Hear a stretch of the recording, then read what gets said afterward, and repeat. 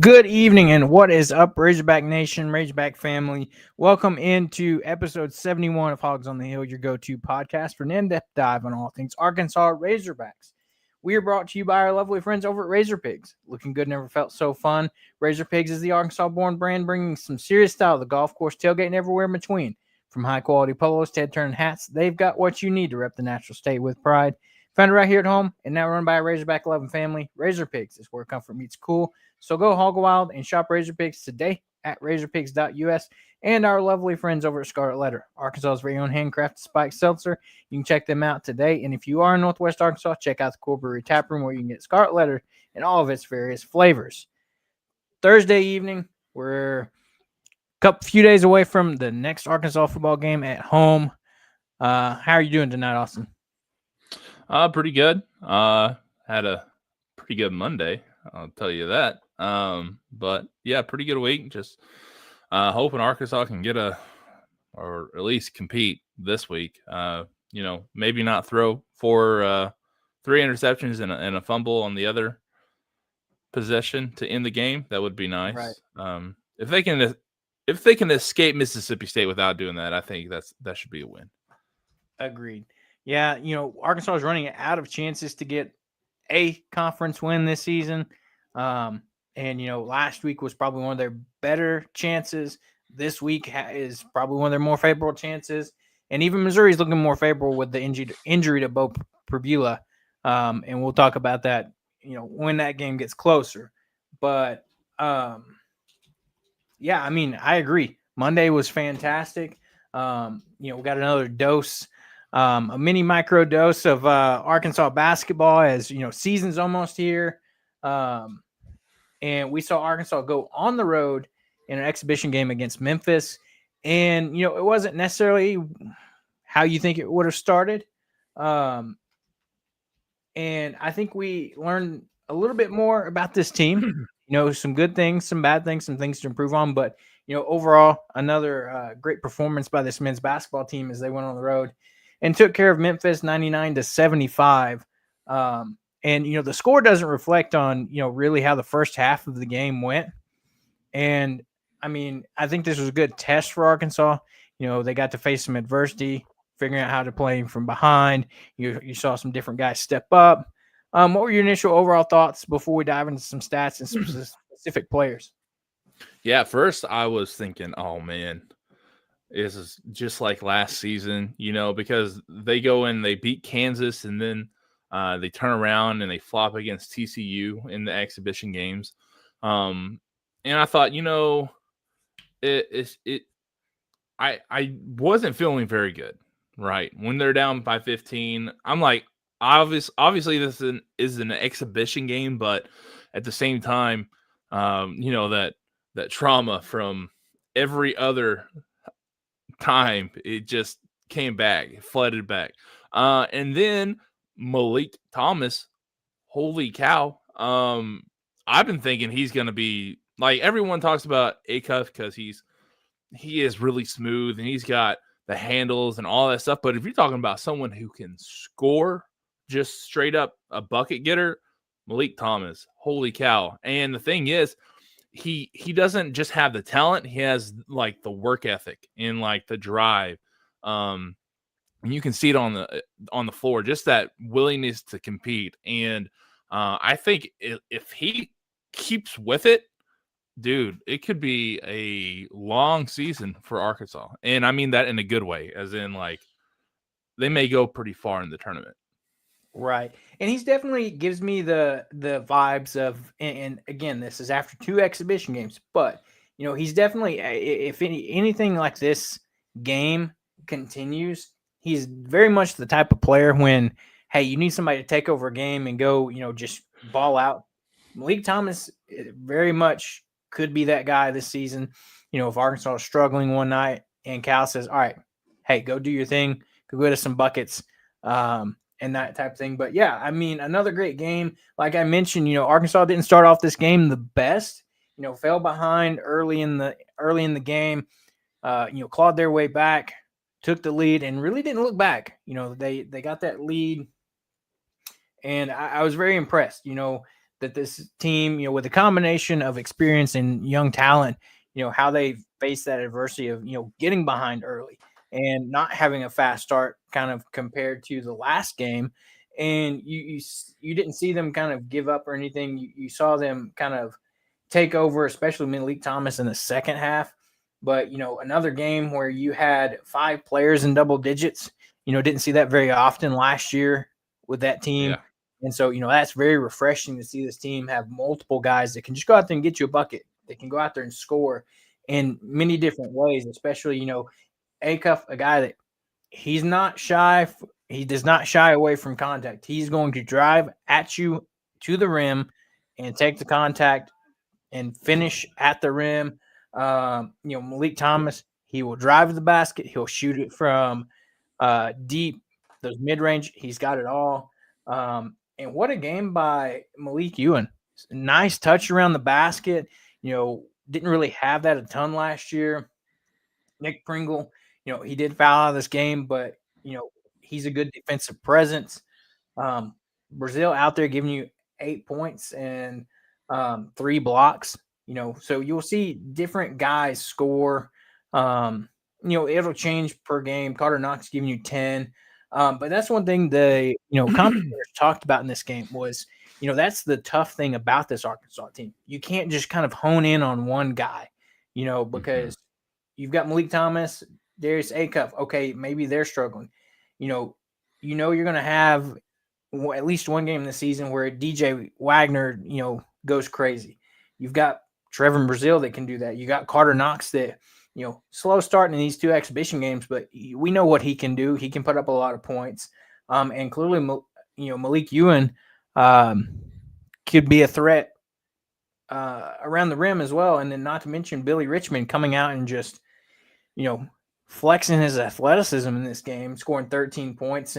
But just the highlight plays he has. And, this team, I think that's what is going to be fun to watch is you don't really know who's going to go off any given night. Right. And I think that, well, you know what? I'll be honest.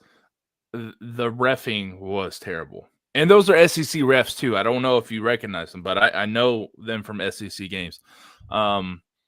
So that's what you may be seeing whenever SEC play comes. Time comes. And that's it sucked because it could have been such a better experience as an exhibition game. But at the same time, you kind of want to know what you're going to get yourself into during the season. So it was physical. It was exactly what they wanted, and that's why a lot of these fouls were called. I think it got kind of chippy too. It's just an exhibition game, right? Everyone he says that. I don't think it is. Like whenever you talk to those kids, they're in there playing, they're diving for balls, they're getting chippy. Yeah, it was real. And Arkansas beat the tar out of them, right? But yeah, no, you've got so many good pieces, and I really do like what you said with Ewan. The dude he's a conundrum for me because I think he has the ability to do everything, but I just don't think he has the confidence to do everything. I think he has the ability to jump out on the 3-point line and shoot threes. Like he could probably stress the floor if you really needed him to.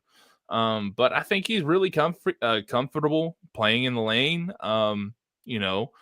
Being a big like you want him to be, not like a Big Z who didn't play well down there. And but he's also got that basketball IQ. I don't remember what half. I think it was the second half. No, it was the first half because they were going to towards the right.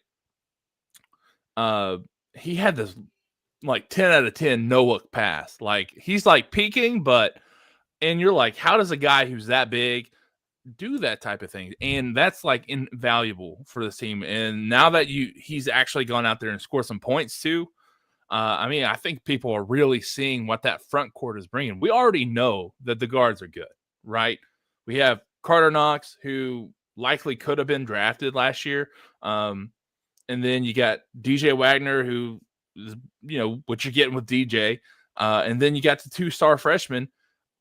That front court, though, I think that, and like Cal said, if you don't have a good front court, you're frauds. I don't think Arkansas is frauds. They've got really good pieces up there with Pringle. I don't know. He didn't look, or not necessarily didn't look good.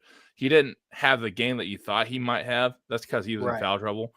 But definitely Ewan and Pringle, absolutely just like 10 out of 10 good pickups from Cal. Yeah. And let's kind of be clear about this. Watching that game, they talked about Memphis, how they have 14 new players or 15 new players on that team, 14 transfers and one freshman. I think that Memphis team is going to have a chance to be really good, once they really figure out playing with each other, because they're a talented group. And like we said, held their own with Arkansas for, a majority of that first half until, you kind of saw Arkansas's talent rise up and, help them to kind of just run away with it. But, I think that could be a pretty solid Memphis team once you get to, end of the year, talking about March. You can see them, getting a bid there. But, yeah, you look at it and, I think it was one of the refs they interviewed at halftime, and he was talking about it being an exhibition game. And to your point, Austin, it being chippy, and he was like, yeah, this is exhibition game, but I don't think anybody told these two teams, and I think that's Cal kind of, it was an important game to him going back to Memphis, where he had some success early on in his career. And I'm sure there was a little bit, hey, I want to win. I want to win this game. He had a bunch of his former players there and things like that. I was talking with somebody and they said, now to complete the trifecta, Arkansas just needs to play and beat UMass. To complete the trifecta of Cal beating all of his previous teams. So I guarantee you next year UMass is going to be on that non-conference. Right. Or as a exhibition, which you'd make more sense as a non-conference, but right.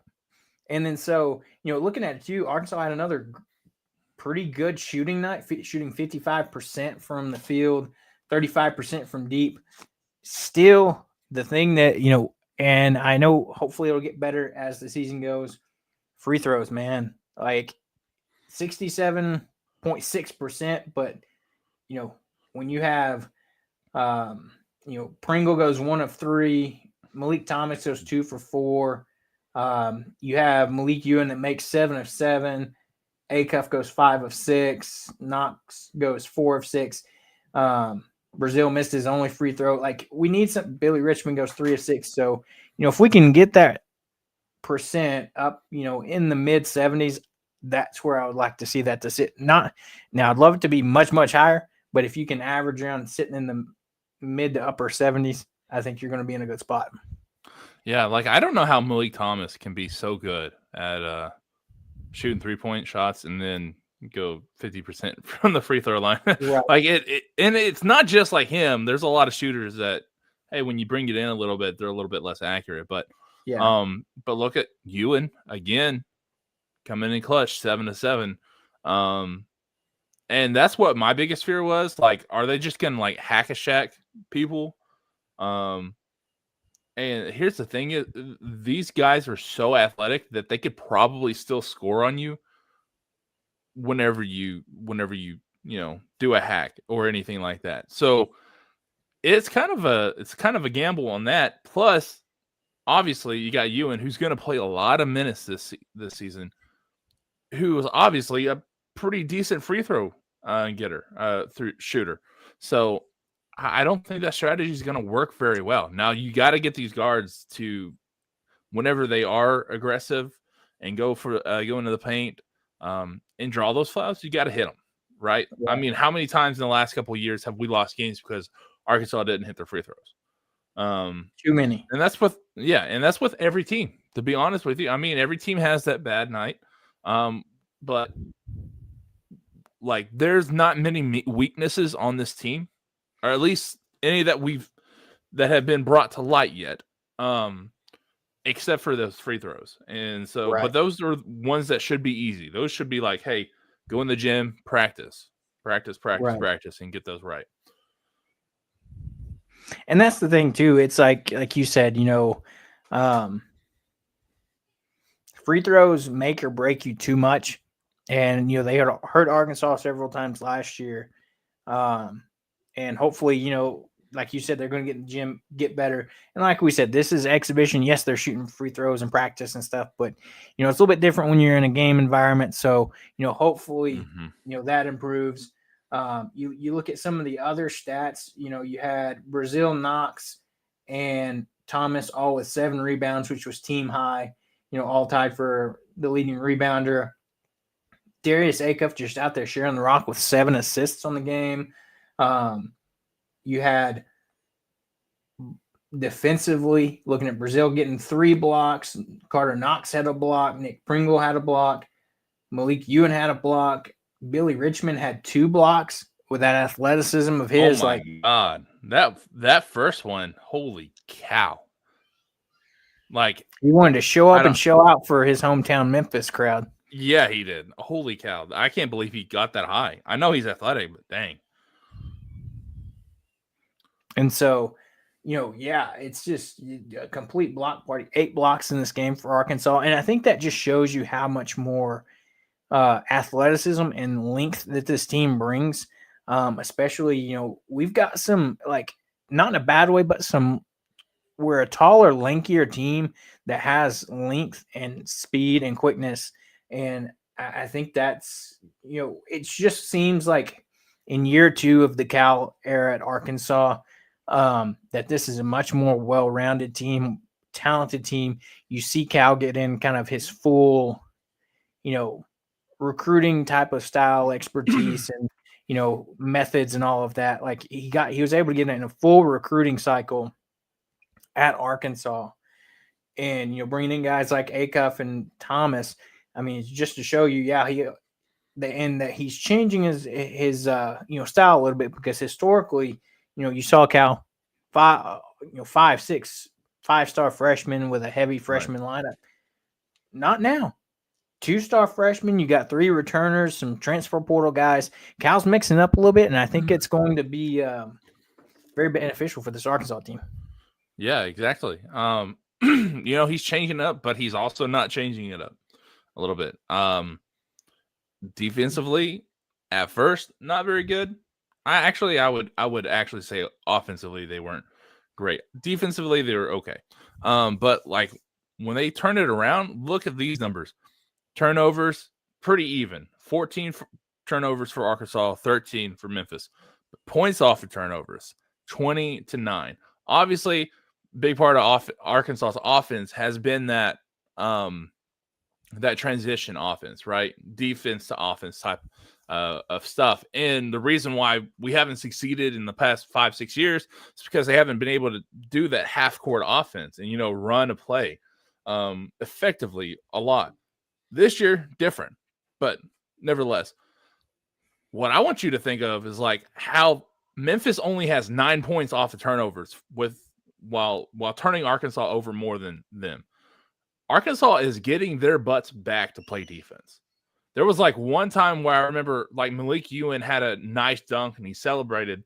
And he didn't get back fast enough and Memphis scored. And I knew Cal was all over him too about it. That's really impressive that these guys are that in shape already to get back and defend whenever they're, they give up the ball like that. So, turnovers are bad, yes, but them scoring off of turnovers is what really kills you. And if Arkansas can get back, dude, that's really good. And I know Cal's been like a defensive guy. So that's definitely what they've carried over. But yeah, just hats off, dude. I don't even know what to say. Like, I'm just like giddy, to be honest with you. I'm giddy. I feel that too.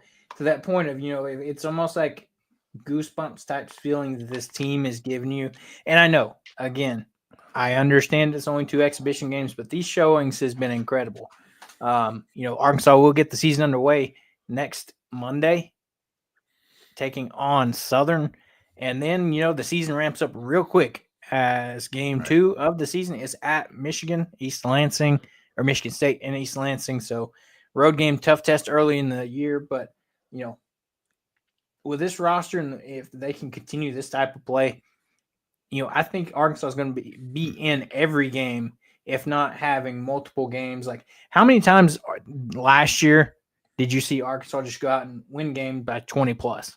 Like, not frequent. No, even exhibition and early season games against, quote unquote cupcake teams, Arkansas wasn't out there just winning by 20. They were winning maybe by, 8, 9, 10, 12 points. But I think you might see a little different start to the season this year in some of those games. Yeah, exactly. They have a different vibe to it. And like you said, it's just an exhibition game, but you can obviously tell that this team is at a different level than last year's team was. Right? Go ahead. I was going to say too, you think about it being exhibition, some teams play around with their stuff, with their players and their lineups and stuff. Both these games, Cal played only 8 to 9 guys. He's not out there playing around trying to, figure out these lineups. He knows who he's playing, and he's getting these guys reps on the court together. Yeah, and I was actually a little bit surprised that Celia didn't get any minutes, Right. And I it's not because I think that, they were beating them by so much at the end that they could have put him in. No, I legit think he's going to be a part, at least a little bit, especially early on, a part of this rotation. So it was a little surprising not to see him last night. I don't know. We'll have to see, but still, regardless, they did fine without him. Again, led by those 2 freshmen, so he's kind of third on the totem pole when it comes to the star freshman, but it's because the totem pole is so high already, right? But yeah, no, I don't know, man. This is I lost my train of thought. I'm sorry. No, you're good. Let me ask you. I was going and then I did rabbit holes, but what? Right. Let me ask you this. I was thinking about this after the other night and seeing this performance by Malik Thomas.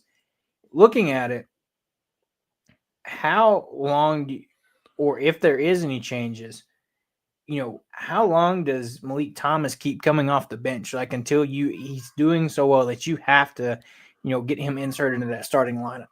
And then who do you take out?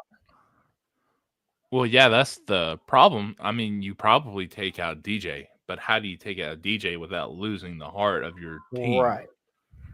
I say, dude, if it ain't broke, don't fix it. Right? If you need to put them in 2-3 minutes into the game, then do that. But if it ain't broke, don't fix it. Right. It's kind of like JD Note. Like, hey, he might actually do worse when he starts. JD Note was 6th man of the year, and he played like 30 minutes a game, but it was because he just wasn't great starting. So yeah, maybe that's the recipe for Malik. Maybe it's not. Who knows? But maybe that's the recipe for this team because the only one that you would take off is DJ Wagner, and he's the senior leader. I don't know how you would take him off. That or the only other thing I could see, and it would depend on matchups and who you're facing, is if you took out if you shifted Pringle out and shifted Brazil to the 5, then you could insert him into the 3. So you'd have DJ at the 1, Acuff at the 2, or alternating 1-2, Malik Thomas the 3, Carter 4, and Brazil at the 5. Yeah, I could see that too. But it's just like, and the small lineup is pretty nice. Yeah, I was going to say, I just don't know as talented as he is, and coming here as with all that talent, it's hard for me to see. And like you said, it may be the recipe, but it's hard for me to see him just being a 6th man. But also, how that shows the depth and talent that you have if you have a sixth man that's being projected as a lottery pick. Right. Six, and that's the thing. He like we're saying he's a six man. He's coming off the bench. Blah blah blah. He's gonna get starter minutes, right? So I was about to say he I played don't 32 minutes in this game. right. And I don't think there's until he starts screwing up. I don't think he's gonna be the reins are gonna be pulled on him very much. Right. Because and he's willing to just go out there and shoot. And the thing is, we saw in the game against Cincinnati that he missed like 2 or 3 shots, like his first 3 shots, and then he just keeps going at it. He's got confidence, which is crazy to see that much confidence in a freshman, right? Right. Everyone talks about poise and maturity. I'm thinking like confidence, like Confidence and swagger. right, like. And I mean, you saw it whenever he was at Overtime Elite. Like the dude, he was just what do the kids call it now? Aura. Like Yeah. he just comes off of him. Like Right. He's I just don't out there getting buckets and trash talking. right. It's like I see Acuff. He's got the swagger, like the cool cat. He moves really nice. And then you have Thomas, who's just like.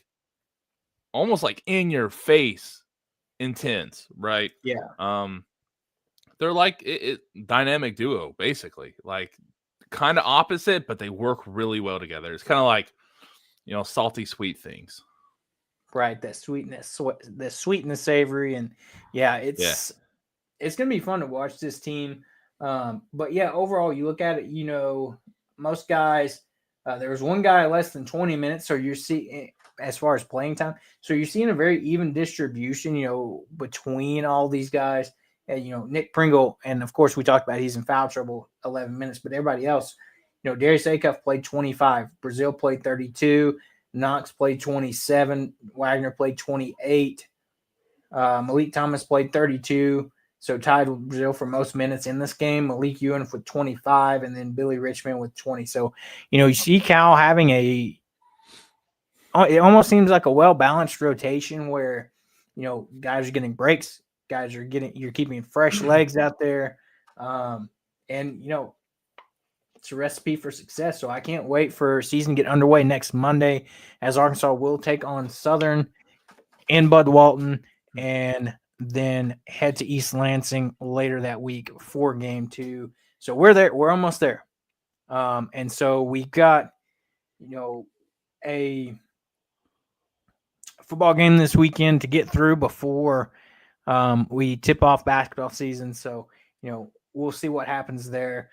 Huge shout out to our women's soccer team for winning the SEC regular season title, being the number 1 seed in the SEC tournament, and Coach Kobe Hale for winning Coach of the Year once again. So, we talked about, with baseball, I feel like women's soccer is turning into just a machine that goes out there and performs well every season. And, maybe they had a slow start this year, but, really turned it on at the end to that next level. Yeah, and now here's the next thing. They need to go out there and do what baseball can't apparently do and get past the Elite 8 and go win that championship. Right.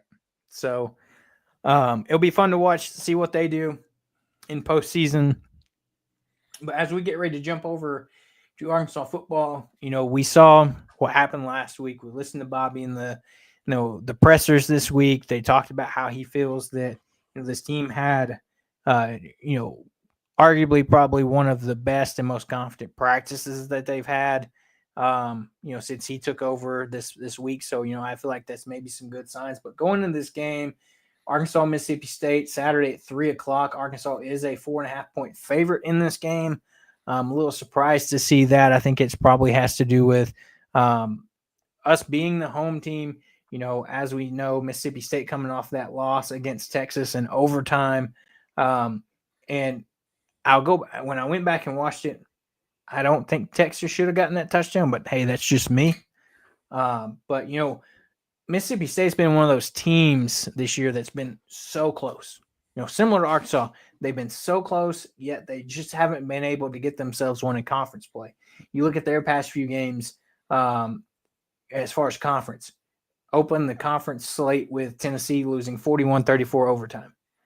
They did lose to A&M 31-9, but then had a close matchup against Florida 23-21, and then took Texas to overtime and lost that one 45-38. So very similar vibes to Arkansas, as you know, they've been so close in several matchups, but just couldn't get it done.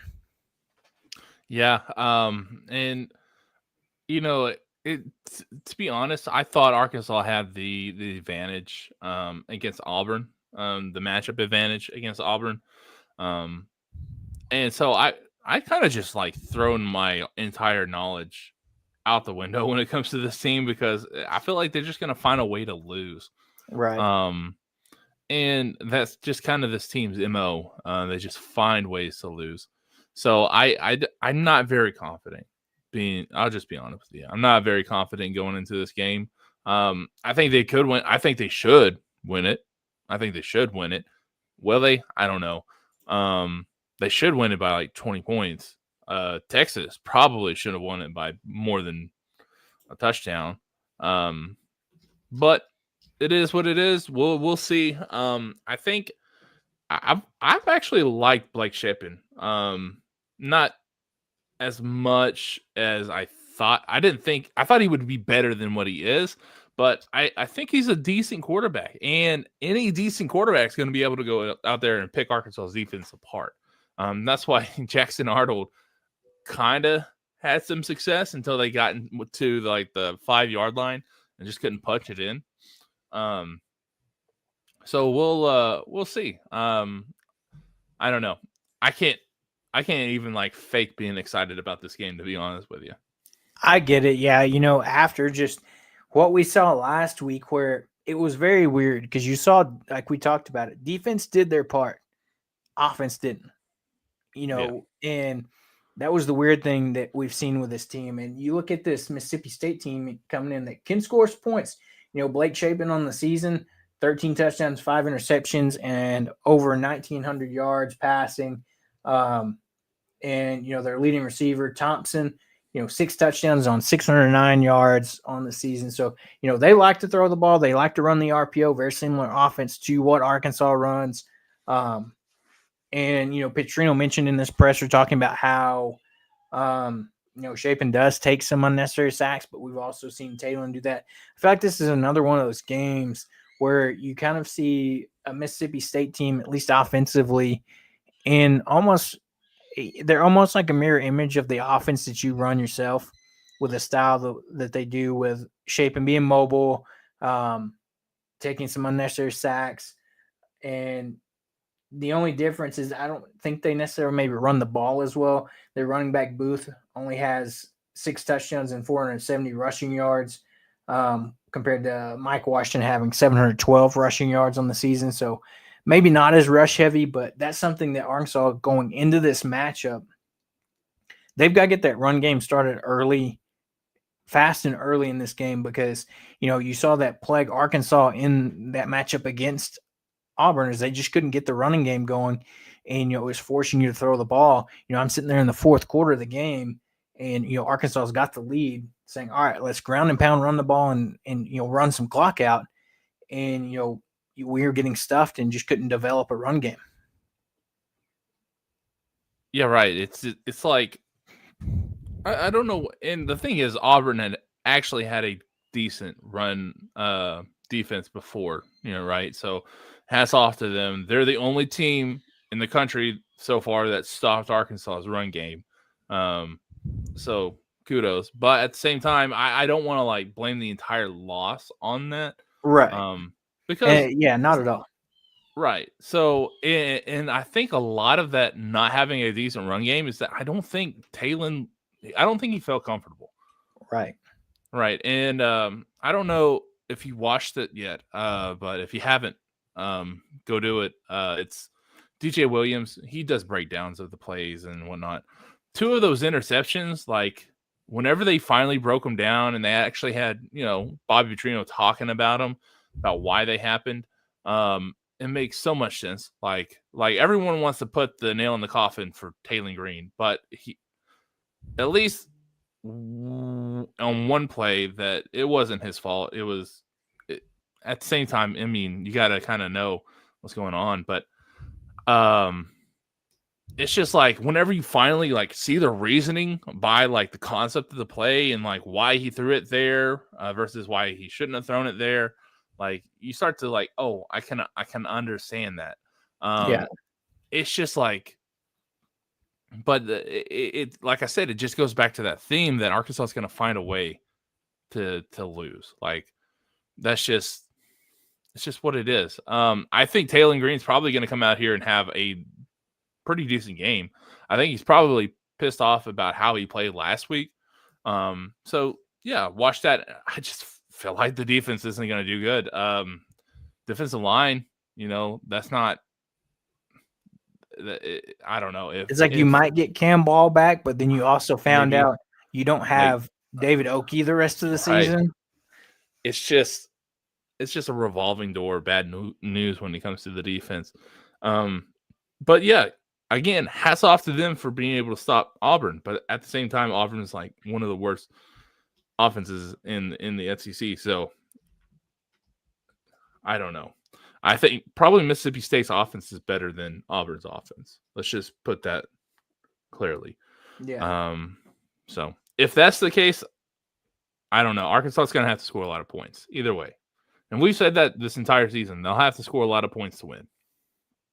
Yeah, I agreed. You look at it too, the injury report that came out yesterday, it had the obvious ones that are going to be out: Monte Harrison, Jalen Brown, Puska, David Oakey that we found out about, AJ Green, and Quintavious Gandrick questionable. This one surprised me and could be a problem for Arkansas if these guys don't play. On the questionable, Caden Kittler and Amarian Harris. Yeah, that's two of your key rough. pieces on offense, especially more so Caden Kittler than anything, because we talked about it going into the season you've seen how much of a difference it makes when you have a guy that plays center consistently, for most of his career played center and really knows how to, be the quarterback of that offensive line, make reads, make calls, helps Talon with the protection. If he's out on Saturday, as well as Amarian Harris, it could be a tough day sledding, with these guys. Yeah, exactly. Yeah, it's just like defensive line. Obviously, we know we have depth issues there. I think the offensive line has a little bit better situation. I mean, you still have Shaq McCroy there, right?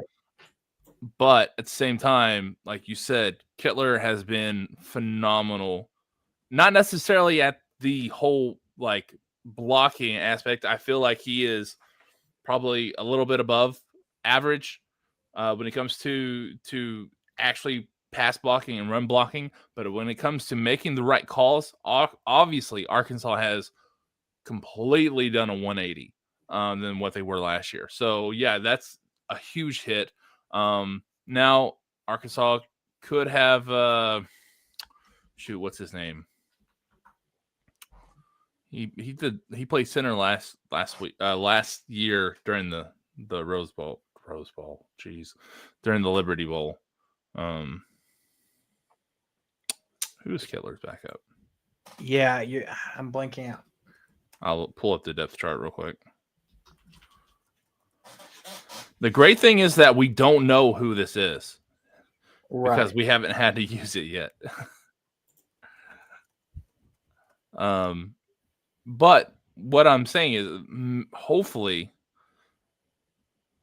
they've been putting, Brooks Edmondson or Cash Courtney, either way, whoever it is, hopefully if they've got some, they've been practicing with them. And if they can like have someone actually, on their level, peers to talk to about play calls and stuff like Kittler is, play underneath him, understand what he's seeing and why he's saying, making the calls that he's making.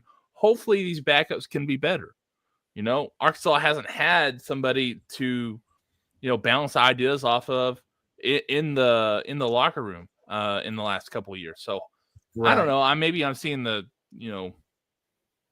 um, bright side of things. Who knows? But I hope that he can play. That's just the best scenario. Um, through this whole thing. Right. And looking at the updated Thursday report, it still has them both listed as questionable. So Yeah. hopefully they can get out there and go because Arkansas is going to need it. That's been not, I don't want to say strong point, but a positive point for Arkansas this season is the improvement that we've seen on the offensive line. And part of that is that all those guys have been healthy for the most part.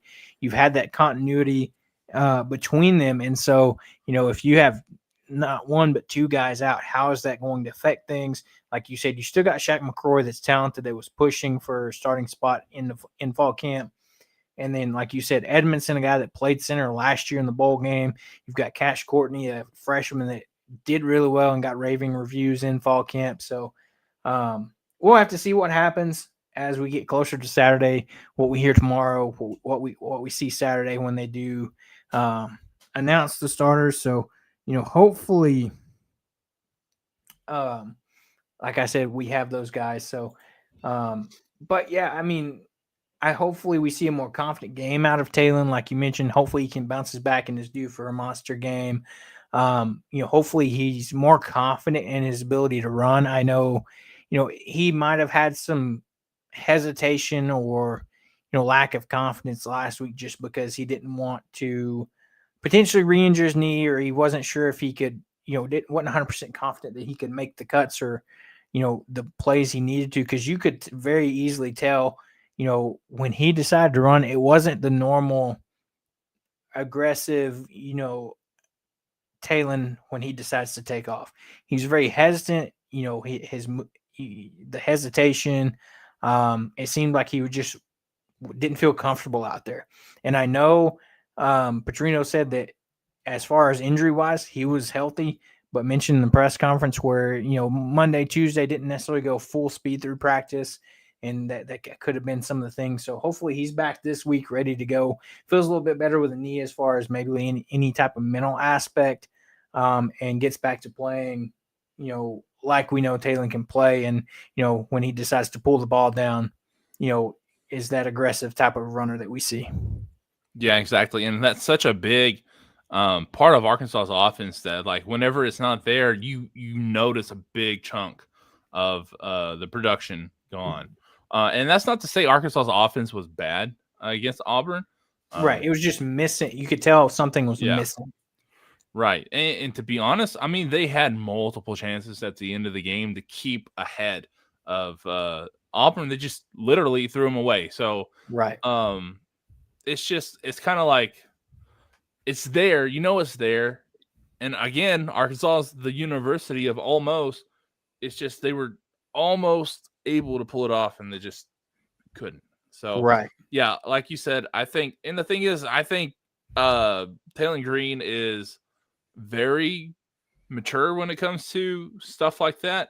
Whenever he went out there, I don't think that he was frustrated or taken back by the amount of turnovers they had, because he looked calm, cool, collected. Each one of those drives, I think, just things happened. He saw things differently and threw them. I don't think it's going to affect him going into this next game. Yeah. He's played way too much football for it to affect him going into this game against Mississippi State. Right. And I think the biggest part you could tell of the game was where I think, especially on Saturday, you saw it affect mostly the RPO game because, when you could tell that he was hesitant, not as confident running the ball, you can zone in more on the running back's going to take it because Taylor isn't running it like he normally does. Exactly. And at the same time, like, that's kind of what I was trying to get at earlier, about the running game not being very good, because a lot of this offense has to do with not necessarily misdirection, but that RPO scheme type stuff. Right. They do the shifts and whatnot. But yeah, if they're not teeing off on that that mesh point, then it's kind of like they just get to play Mike Washington. And Arkansas's offense gives the defense just enough room to make the play so they can do fakes like RPOs. That's the reason why the RPO works, is because they give that one defender a, hey, you know what? No one's going to block you. Go get us. And then try to make him wrong no matter what he does. Right. That's why the RPO works. But the thing is, if you don't have a quarterback that's, confident enough to take the ball, all that guy has to do is tackle the running back each time. Right. So it's like a catch-22. When you have two guys that are good, it works. When one's hurt or not feeling great, it's trash. So it's what it is. What exactly. it is. Exactly. At least the running game. Right. Right. And so hopefully, they can get back on track, if you will. That's not necessarily the best terms because they haven't really been on track all season, but maybe they can finally figure out a way to get their first win in conference play. That way you don't go winless in conference play, and maybe build on some momentum as you're going into the bye week and can maybe finish the season with, Texas still does not look great. LSU is going to be the battle of the boot interim version with LSU firing Brian Kelly. We'll get into that in a minute. And then, you've got Missouri, like I mentioned, Bo Pribula, potentially missing the rest of the season. So, these last few games, yes, they're still daunting, but they're not seeming as daunting as kind of what we thought at the beginning of the year. Yes, it's still a tough stretch after the bye week, but it seems, I hate to say, a little bit more manageable because you never know what you can get out of this defense. But if the offense can get back to its consistency and, putting up 500 yards a game, then, those last three might get real competitive. Yeah, exactly. The only one that I'm really sorry, I just saw a tweet. I'm going to tell you about it. I'll send it to you real quick. The only one that I'm really worried about, Arkansas not really having a chance, is that Missouri game. But like you said, their quarterback's out. So they honestly have a chance, mathematically, have a chance to go to a bowl game. It won't be a very good bowl game, but hey, I'll take it. I'll take it if they can get to a bowl game. Right. Now I'm not saying that that's gonna save Bobby Petrino's job. I think that loss to Auburn was kind of the nail in the coffin of that ever happening again. Just because, I mean, it was his biggest spotlight moment, right?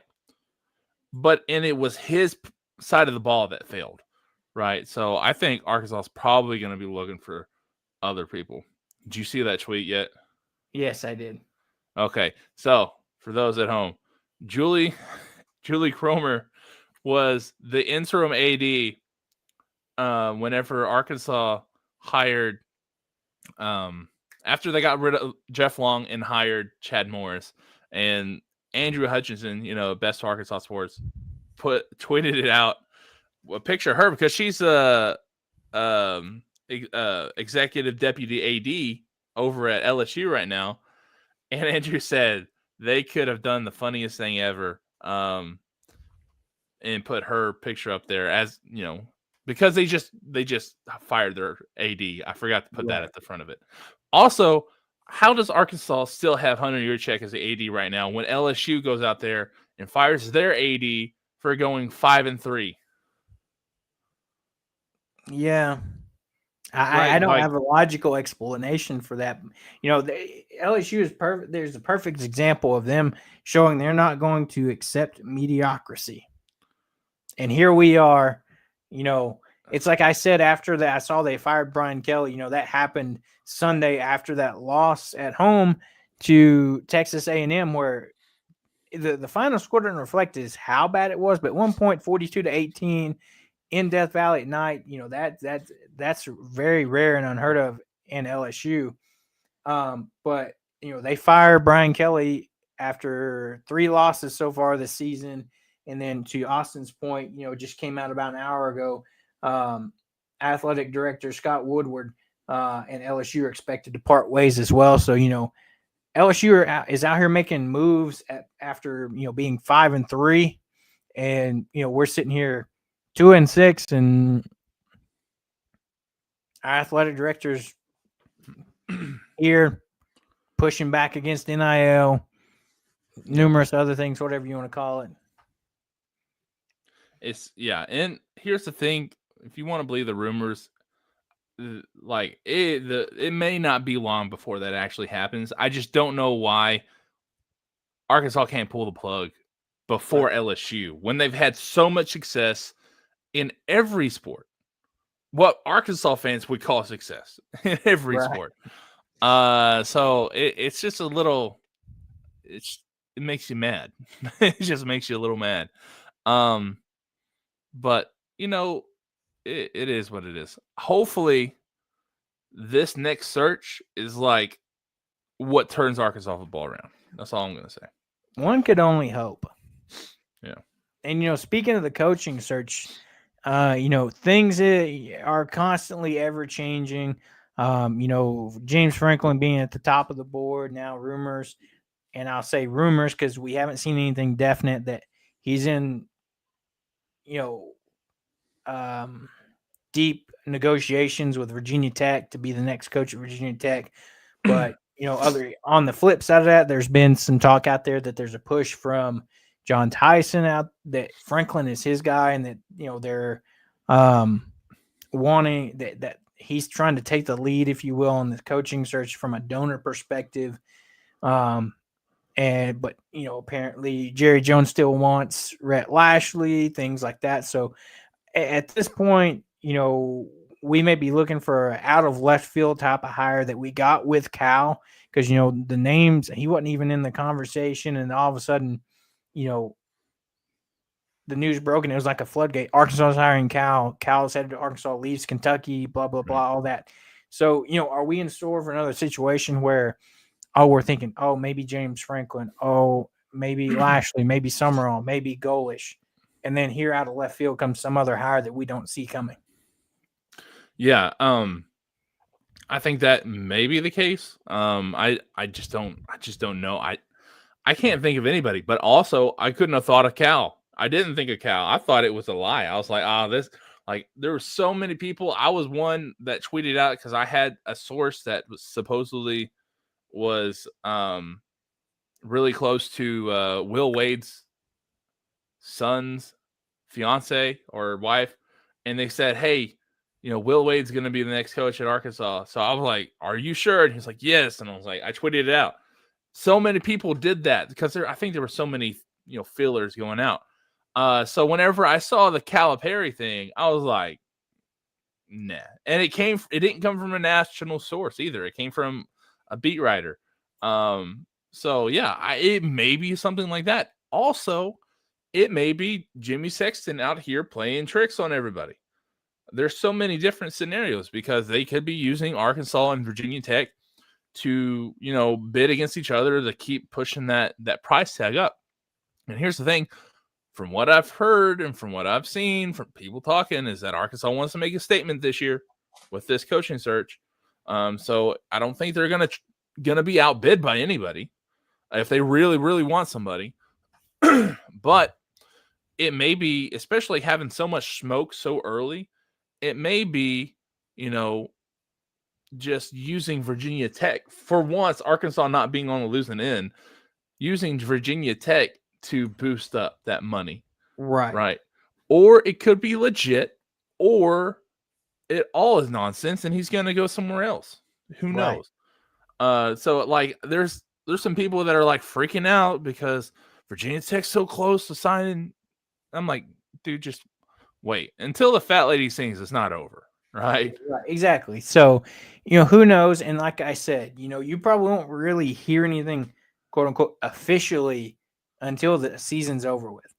Now they could have, you can have contracts and probably all this and that in place, ready to announce, you finish the Missouri game. That next week you're announcing your new coach.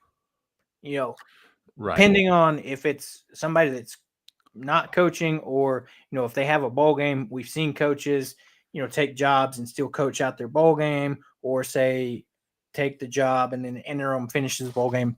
Several different scenarios. So, but we know for sure we still got probably at least another full month before we know anything for sure on this coaching search. So just buckle up. I'm sure this roller coaster is going to keep going. We've had some ups and downs already, but wait for the loop-de-loops, the twists, the turns, and things that are to come, because as well as I do with an Arkansas coaching search, that's how things are going to go. Yeah, exactly. And here's the thing. You talked about how supposedly Jerry Jones wants SMU or Brett Lashley from SMU, and I just don't understand that. Like, why does he keep pushing SMU coaches? It's like you do the same thing over and over again, and it doesn't work. It's called being crazy, right? Right. Like, stop it. And like you see how the Dallas Cowboys organization is faring. I mean, they can never get anywhere. So like, why are you trying to listen to him? Huh? Yet they're the most profitable franchise. Yeah, at the same time. Yeah, but like, who cares? I don't care about that. I don't want Arkansas to win. And they're not going to be profitable if they keep doing what they're doing, though. Right. I agree. So, and that's still being carried over from the 90s, okay? There's a loyal fan base for the Cowboys. So a lot of that's from what happened in the 90s. So I don't think that's all Jerry Jones. Right. That's just me, though. Also, did you see a few minutes ago, Kentucky got their tails whooped by Georgetown. By Georgetown. In an exhibition game. Yeah, and there's a lot of people making jokes. In their first exhibition game, they beat preseason number 1 Purdue. Right. So, and they could be what Arkansas was last year, Who knows? But there's a lot of people in the comments making jokes because they came out with the team costed like $22 million. People are like, oh, need to double it, stuff like that. Great stuff. Yeah.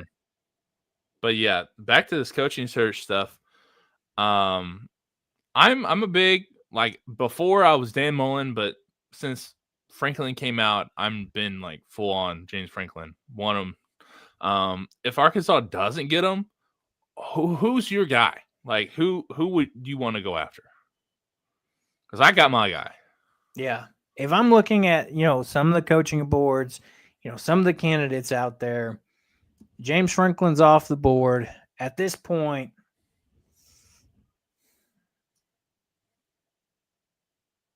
I've still liked what I've heard. Give me Summerall from Tulane. Really? I think Summerall would be good too. I don't know if he's necessarily as like interested. And the thing is, the next one would probably be Golish, but at the same time, he's kind of like hovering above 500 there. I believe. Let me double check that. Yeah, well, 588. So 20 wins, 14 losses. I think that having a guy like Summerall who's built programs, even though they're smaller, right? He's gone into Troy, built Troy. He kind of took over a decent situation at Tulane and made it better.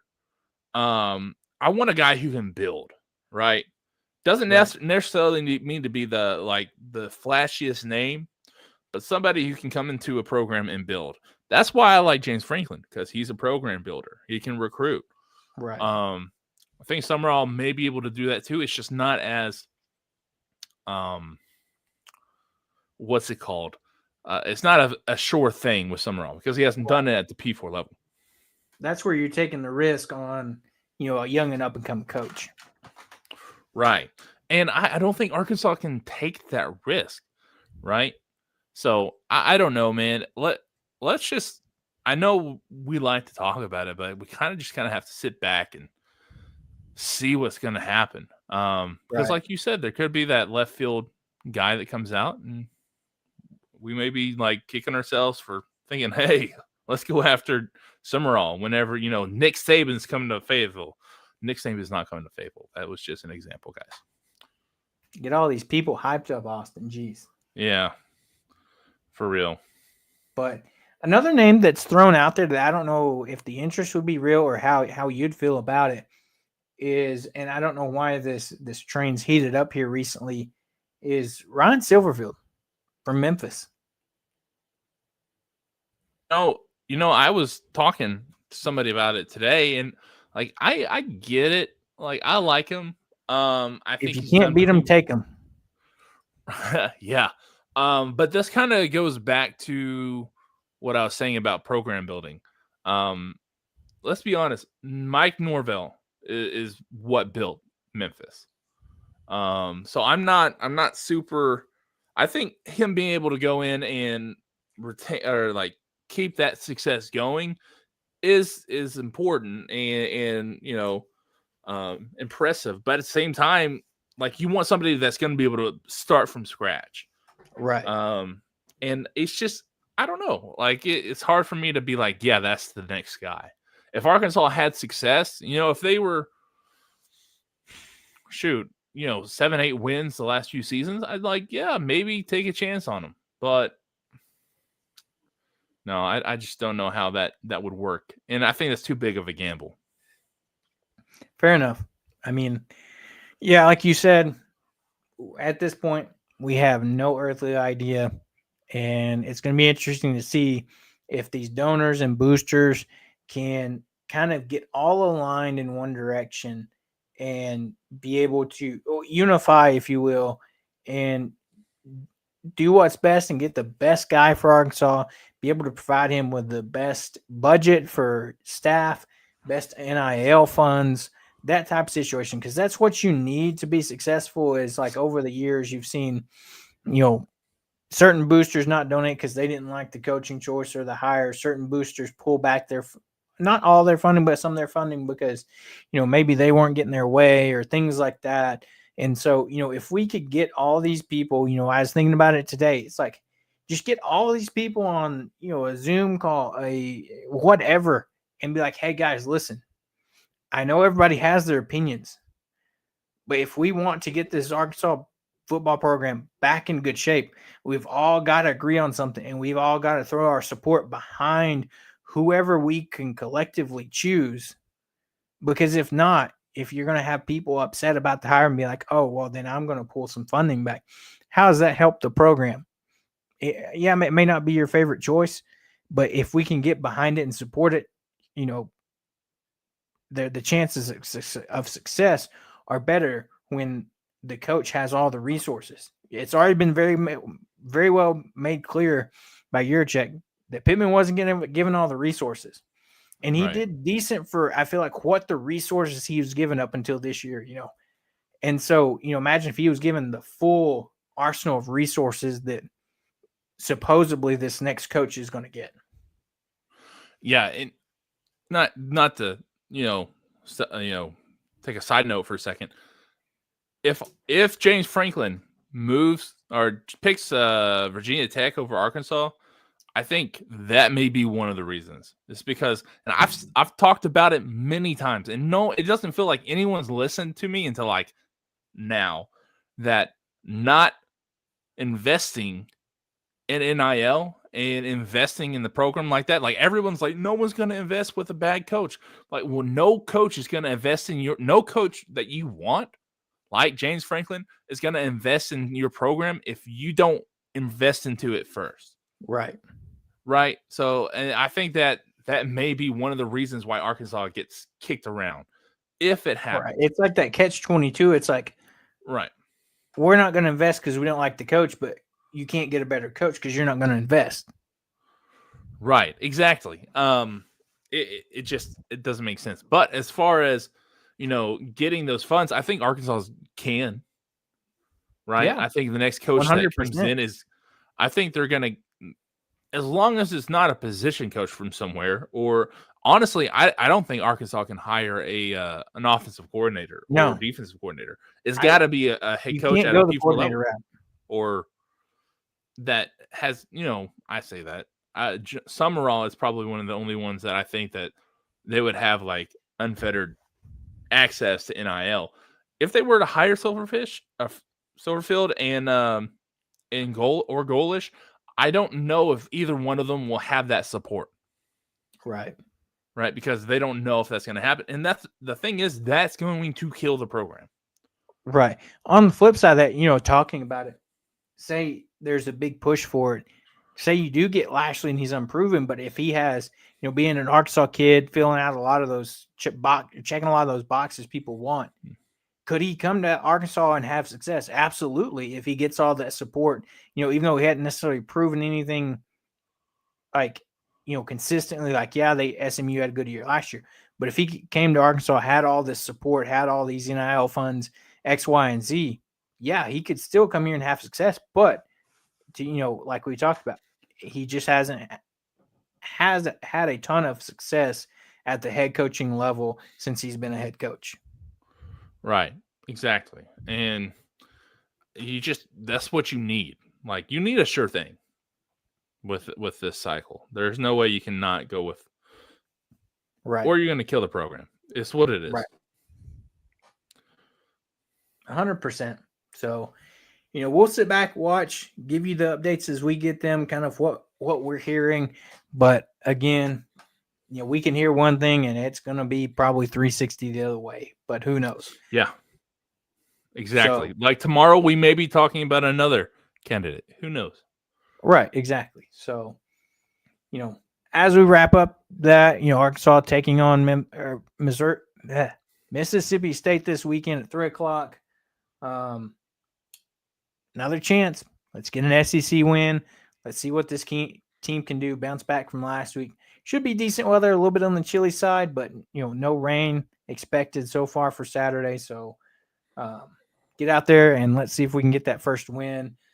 Quick update: Arkansas women's basketball wins their exhibition game tonight, 100-42 over Arkansas Fort Smith. So, kind of expected score. This is the first year of new coach Kelsey Music, so we'll see what she does this year with this women's basketball program. And before we get out of here, we got to jump over and do our pick'ems for this week. And so, they start us out with a fun one. And I already know, and I can already tell you who Austin's going to pick in this first one. First matchup, the number 9. Yes, I said single digit number 9. Vanderbilt Commodores, 7-1, are headed to Austin to take on the number 20 Texas Longhorns, 6-2. Vandy coming off that win against Missouri. Texas coming off that win against Mississippi State. Texas only a 3.5-point favorite at home against Vandy. They shouldn't be. They shouldn't be a favorite at all. Vandy's going to win this game. I don't understand that. Vandy's a good football team, dude. They're really good. I'll be surprised if they aren't, if they're not at least on the edge of making the college football playoffs at the end of the season. If not one of the top teams to play for the SEC championship. They're good. Especially if you think about it too, Arch Manning's questionable after being in concussion protocol this week.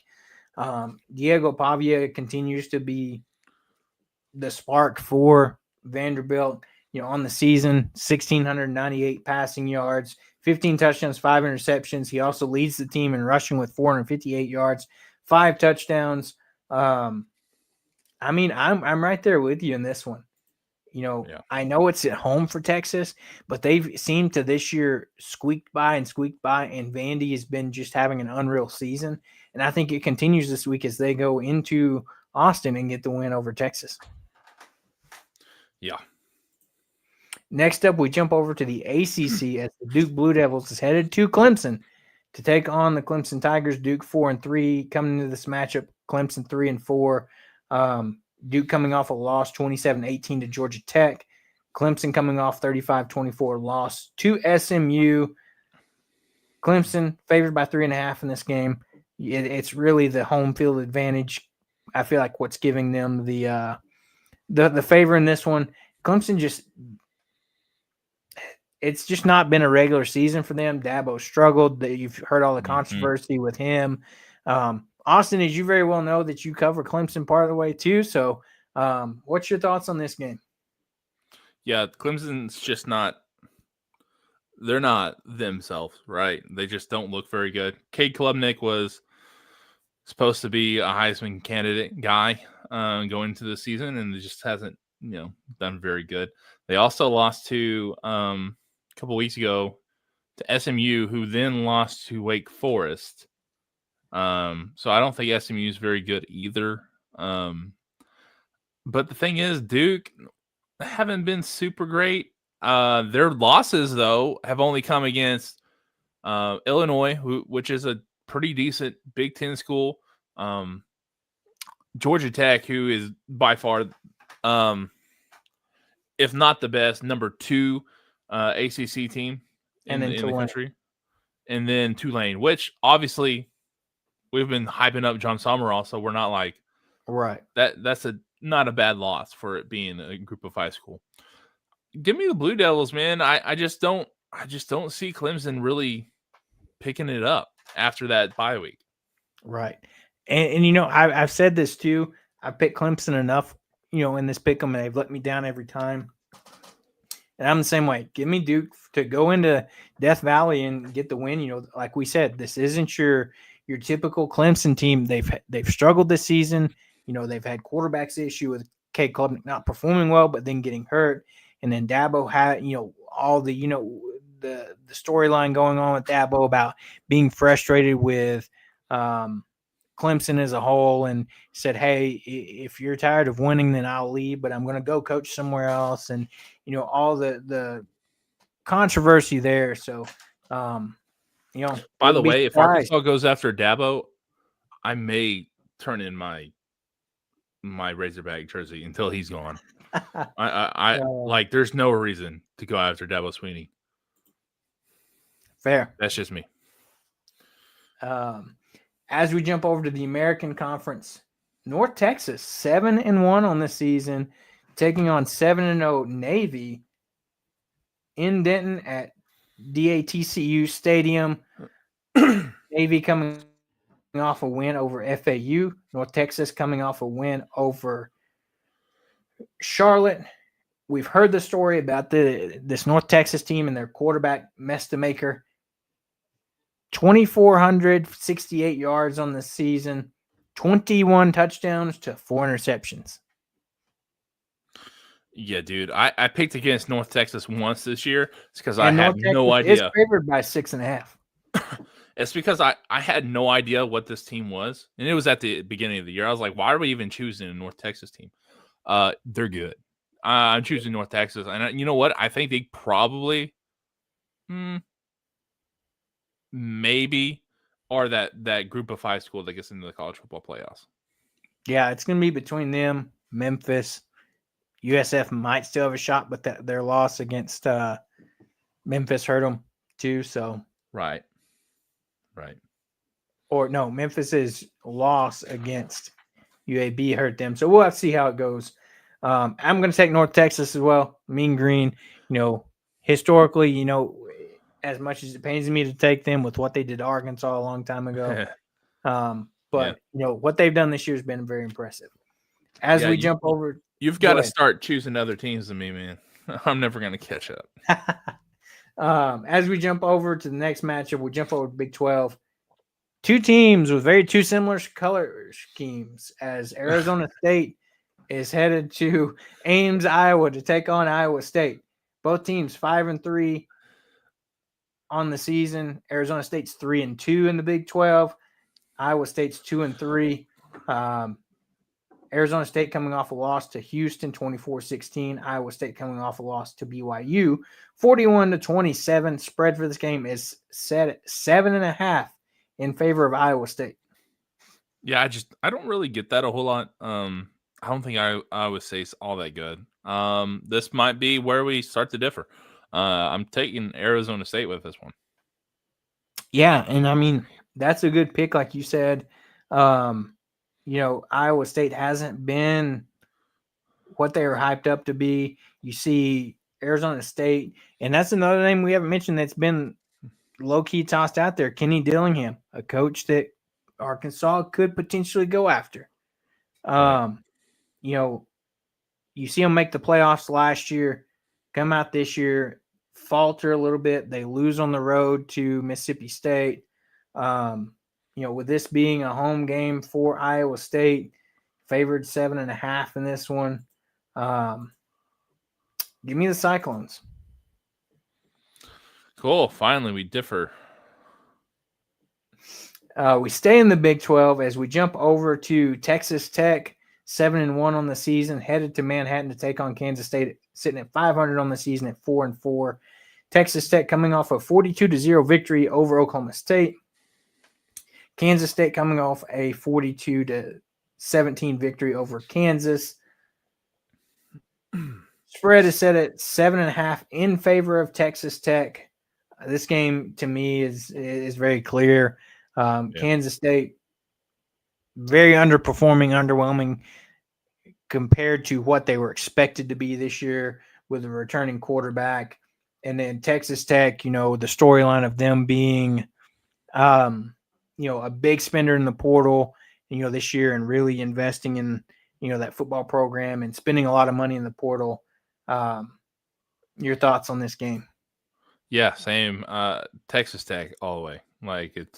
I don't think 7 is a good enough or high enough line for this game. I think Texas Tech probably wins by a couple scores, if not 3.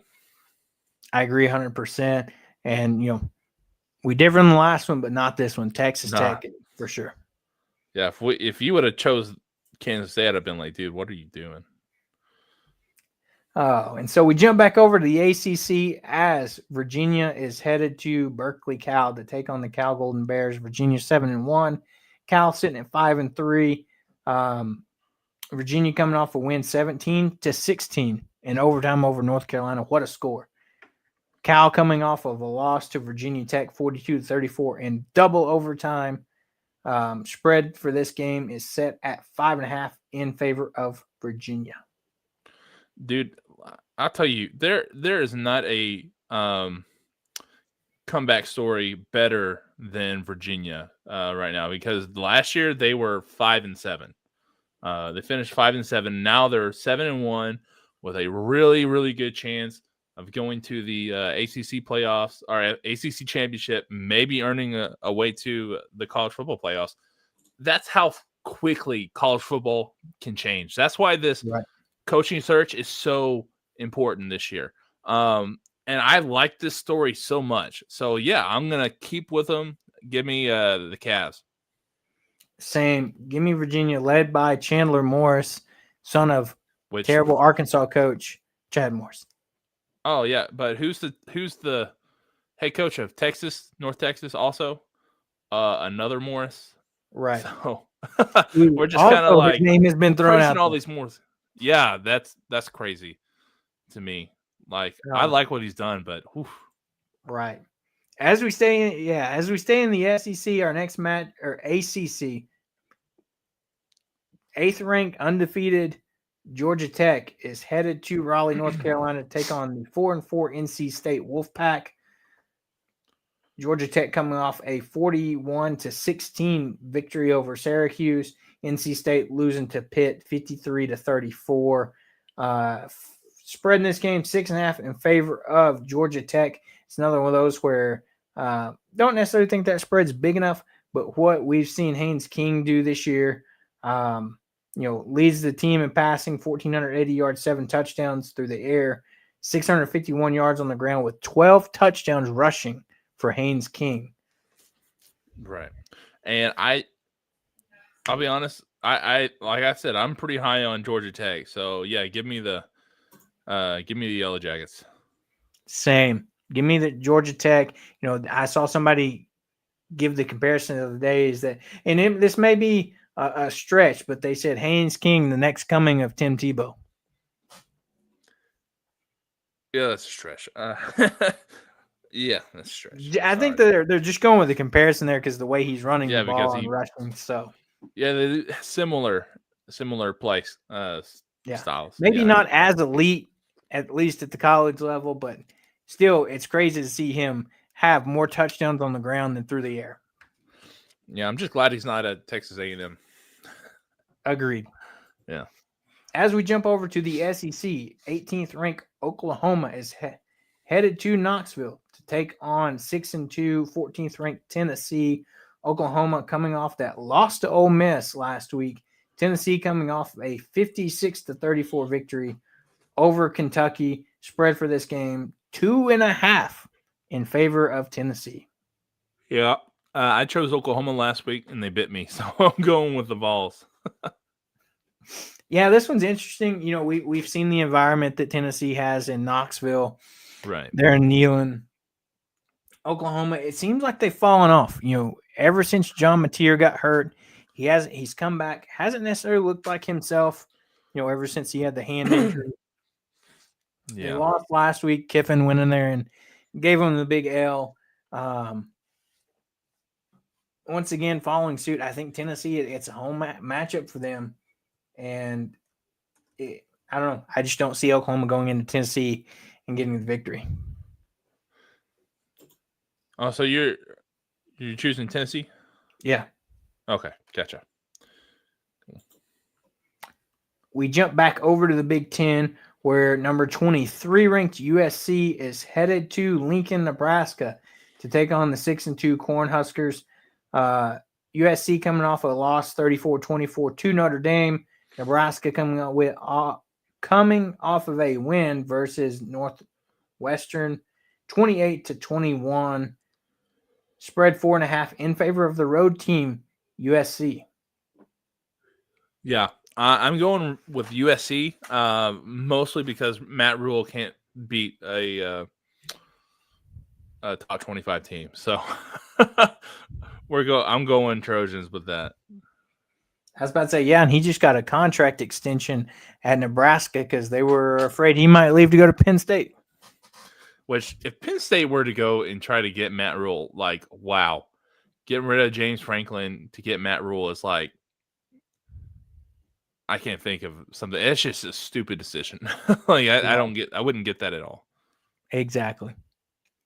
So, looking at this one, USC's been one of the better teams this year. High scoring offense. You know, they are 5-2 and ranked 23rd, but you have Nebraska 6-2, not ranked. You know, I've liked this USC offense all year, so give me the Trojans. Last matchup we have on the slate tonight is number 17th ranked Cincinnati is headed to Salt Lake to take on the 24th ranked Utah Utes. Cincinnati coming off that victory 41-20 over Baylor. Utah coming off a 53-7 win over Colorado. Spread for this game 10.5 in favor of Utah. The biggest spread we've seen so far. You know, Utah, you know what you're usually getting with them. Cincinnati, same way.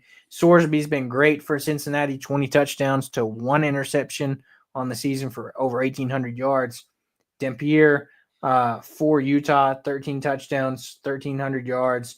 Transfer from New Mexico State or New Mexico in the offseason. What's your thoughts here? Yeah, Utah all the way. I mean, everyone talks about playing at elevation like that. So it plus I think Utah I just think they're kind of a better team. I don't think Cincinnati's played all that great of a schedule. So yeah, give me the Utes for this game.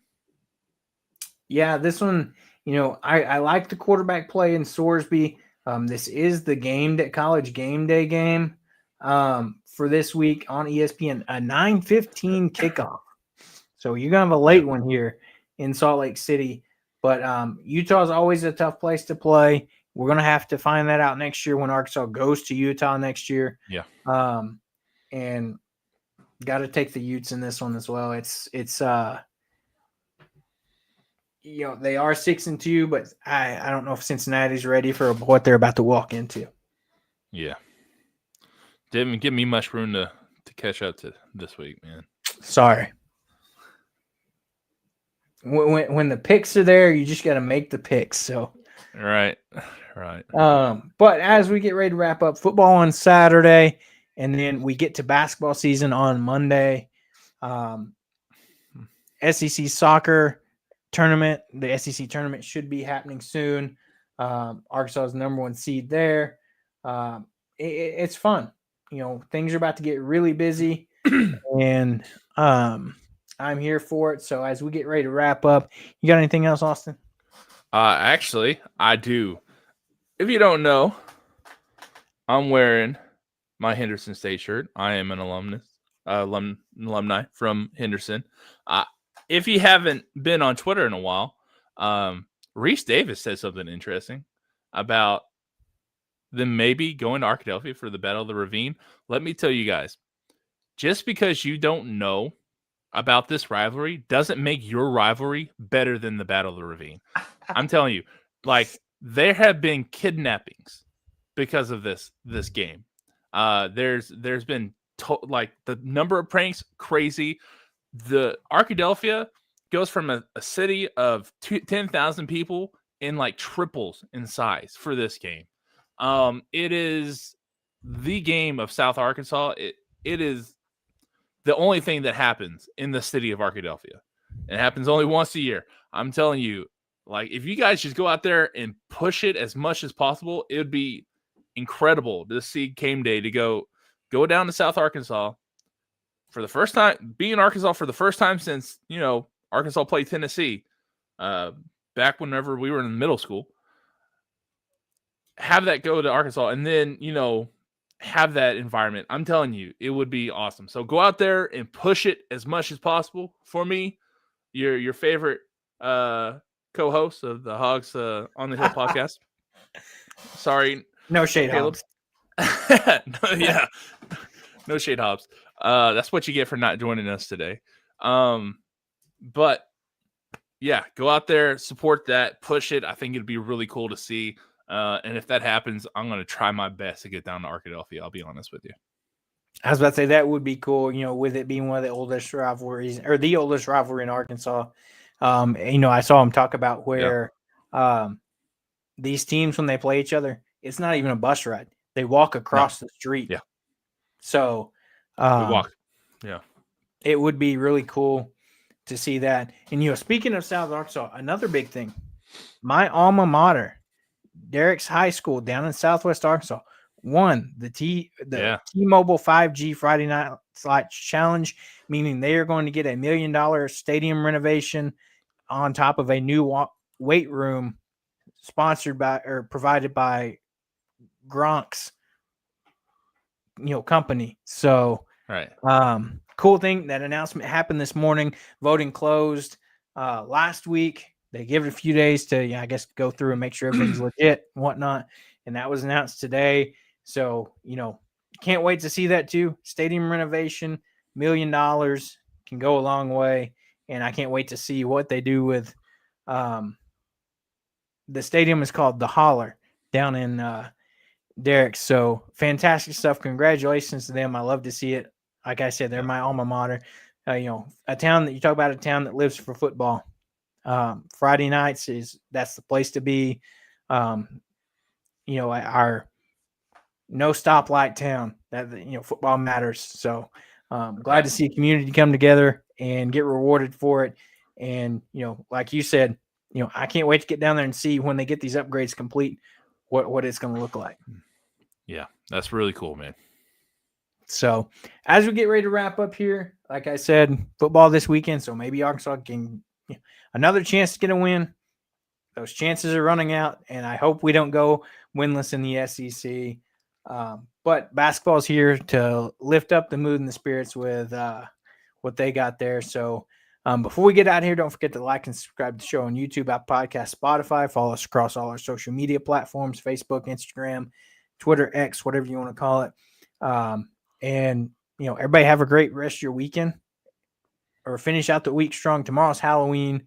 Have a great Friday night. Enjoy trick-or-treating or whatever you're going to do for your Halloween.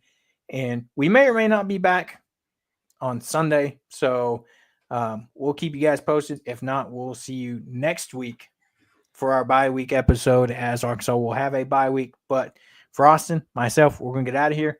Everybody have a great Halloween tomorrow night and have a good weekend. And we'll see you whenever we see you next.